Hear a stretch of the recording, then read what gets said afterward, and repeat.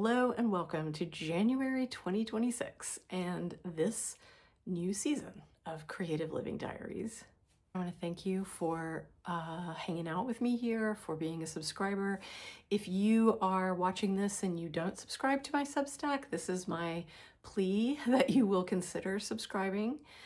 My name is Lori-Lyn. I'm a writer and a sometimes visual artist.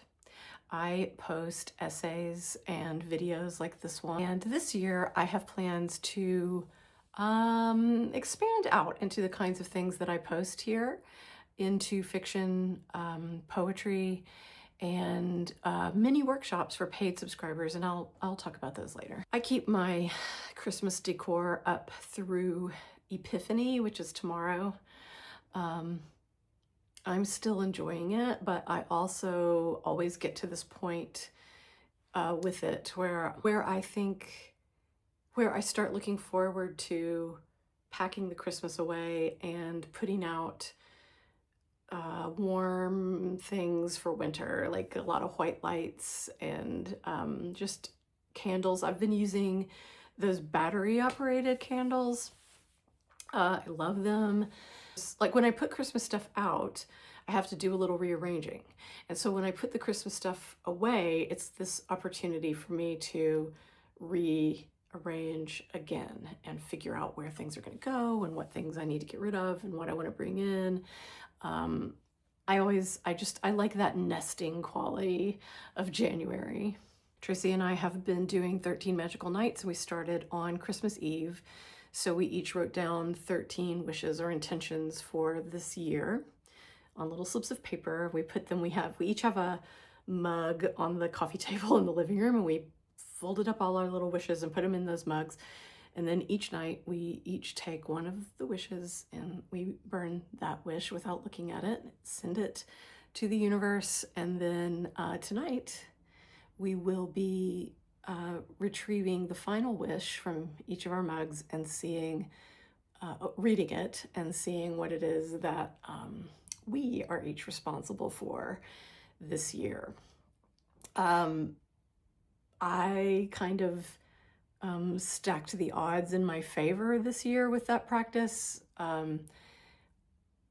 in that most of the wishes that I wrote are highly attainable. And so I set myself up for success, basically. Tracy said he didn't. He said his are like all really big. I just spilled peppermint tea on this is my large cup of peppermint tea. That also has my lymphatic support stuff in it.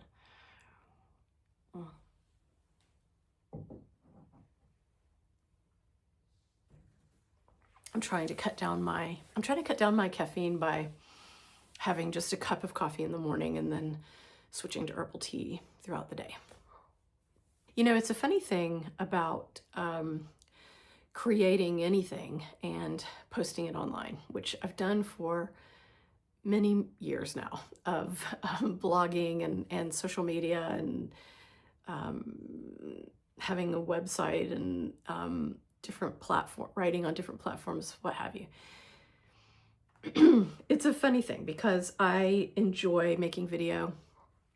I enjoy making these monthly videos.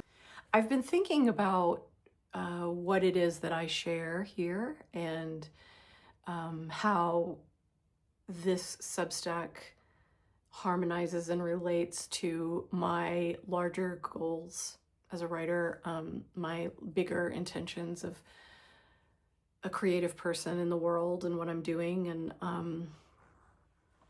if you're alive, you are in constant motion. If you're alive, you are always changing. And sometimes those changes can be very subtle and very small, and sometimes they can appear to be very dramatic and large. But life is change. Life is movement. It's motion. So as a creative person, or as someone who creates things and posts those things to the internet, or talks on the internet, or posts on social media, or whatever, makes a painting, writes a story, I can look back through my life and I can see how I change and how I evolve and how my work evolves and how sometimes I'm really focused on something and I feel like, okay, this is the thing I really want to share. And I do that for a while. And then I come to the end of that sharing and I don't want to share that thing anymore or do that thing anymore. Like, I'm always thinking about my integrity as a creator and the voice that I'm using. And I want always to be, if I am sharing anything, whether it is a thought that's just popping off onto threads or a photo on Instagram or a post here on Substack, a video like this one, whatever it is, my intention always is to be sharing authentically my real voice, my true voice, and who I am and what I'm here in this body on this planet doing. And I hope to always I always hope that everything that I post or share encourages you to do the same, whether you consider yourself a creative person or not. You are creative because you are alive. But whether you share content online or you create in some other way or just in your day-to-day life, I hope that what you would always find in me is the encouragement to be yourself and to use your voice and to make decisions based on your own instincts, your own intuition, and your own discernment, and to live the life that you wish to be living in an energetic and emotional way. And so what I mean by that is we cannot always control the things that are happening in our life, but we can always control our perspective, our outlook, our intention, our inner landscape, how I'm communicating in the world, what I'm sharing with you in the world. I'm in charge of that.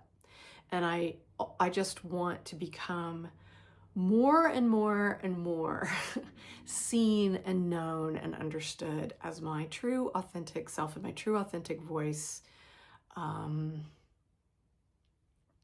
And I want that for you as well. I hope that that's also your intention, because I think that's how we get through this, this life, this thing that we're doing. I like organization. I like lists and calendars and that kind of thing. And so I do have on my Google Calendar, I post to myself deadlines like that I'm going to have an essay to post on this day. I'm going to have a video ready to post on this day. I'm going to do this. I'm going to do this. But I don't do content planning. Like, I don't know what those essays are going to be about. I don't know what I'm going to be inspired to talk about. Like, when I turned on the camera today to film this video, I didn't know what I was going to be talking about. Because there's something I think in I'm looking at something on my floor over there that looks like a tarantula, but it's not moving. And I think it's not a spider. I think it's a piece of fabric or something. Anyway, it's dead if it's not moving, or it's very, very asleep. What was I saying? There's something on my about page of this Substack that says something about like that I write the things that demand to be written or ask to be written, or that I can't remember how I said it, but that's the truth. Like, my writing, whether it's fiction or essays, whatever it is, it comes to me. So something might inspire me, or I might be thinking about something, or I might have an experience, but then my writer voice, the narrator's voice will just start talking to me in my head, usually when I'm in a space where I can't write something down. So like in the bathtub, or when I'm taking a walk, or when I wake up in the middle of the night. And the thing will just start to be written in my head. I'll just start hearing it. And I will just have to grab my notes app as quickly as possible. And I write down keywords so that I will try to remember this monologue that I heard in my head. And it feels insistent. That's the best way I could describe it. It's like these things come up for me and I'm just like, well, I have to write that. it's not like a question of, am I going to? It's like a pressure, like I have to write it, and then I write it. And that's how my work comes to me. It's a little bit difficult for me to know what my niche is or know what my audience is, who my audience is. I don't know because I don't know what I'm going to write. I just know that I'm going to write what needs to be written or what comes to me and says, hey, write me. So I have some personal wishes and intentions this year around my work, around my voice, things that I want to accomplish. I also have this intention of primarily buying thrifted and vintage, like secondhand everything. I can't say like, I'm not going to buy anything new this year because that's just not feasible. But I can say that I want to not only cut back on consuming, but consume primarily secondhand or thrift. I've been enjoying, at the end of 2025, I've been enjoying some thrifting adventures. Tracy and I don't buy Christmas gifts for one another, but we do usually buy something together. And this year we were out at the thrift, at the vintage malls and the vintage stores looking around, and we turned a corner in a vintage store and saw this chair, and we both just stopped because, oh, look at that chair. It was a 1970s Castro scoop chair. It didn't have its ottoman anymore, but it's so cool. And we both loved it, and it didn't have a price on it. And so I went to the counter to ask about the price. And when she told us the price, we both just looked at each other like, oh my gosh, that is a lot less than we thought it would be. So we bought it. We brought it home. It's so cool. We love it. And I quickly searched and found out that my instincts were correct, and that exact chair usually sells for twice the price that we bought it for. When we went back to pick it up, I talked to her about that, and she had actually just sold 2 others for double that price. But she had lowered the price on the one we bought because it was not in perfect condition. It does have it has a few places where the fabric is a little worn and there's a little bit of staining on it. We're not worried about that at all. We have a steamer, and we just don't notice. I mean, I don't know. I mean, our eyesight's not that great. It just looks like a blur anyway.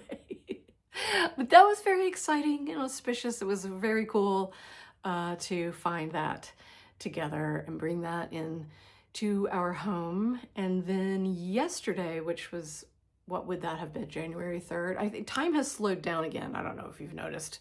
Like, it was very fast for a while, and now it's like really slow, which I'm glad. I like it to be a little slow. I went out with my sister-in-law. We went to some thrift stores, and I was disappointed because there were quite a few vintage Christmas items that I had seen before Christmas, and they were all still there available, but it's after Christmas now, and they were not marked down. And I really wanted them to be marked down. I really wanted them to either be marked down or just taken away, so that when I see them again next year, I'll forget that I saw them before.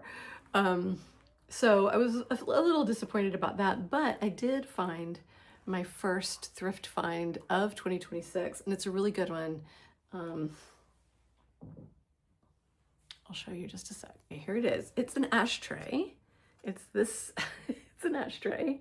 And you may be thinking to yourself, this is just a cheap tourist attraction. Yeah, but it says Empire State Building on the top. So it's from the Empire State Building, and it says New York City on the bottom.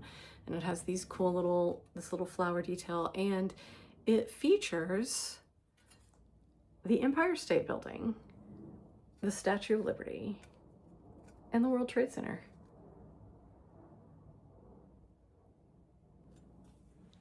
I love it. Here's the thing. It was $1. I love it.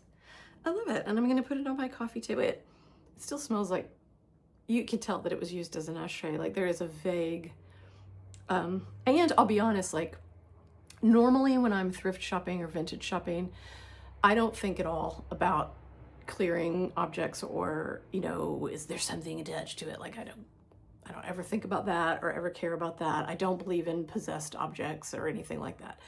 However, this, I can feel energy. Like I can feel someone's energy. It's not bad, but it's just not typical. Like usually when I buy thrift or vintage, I don't feel anything. But I can feel somebody. I can feel the energy of the person who owned this and used it. That doesn't mean I'm going to clear it. I don't care if their energy is here. It's just interesting. So let's talk about mini workshops. One thing that I really want to do this year is I would really like to teach writing workshops again. It's something I used to do. It's something that I did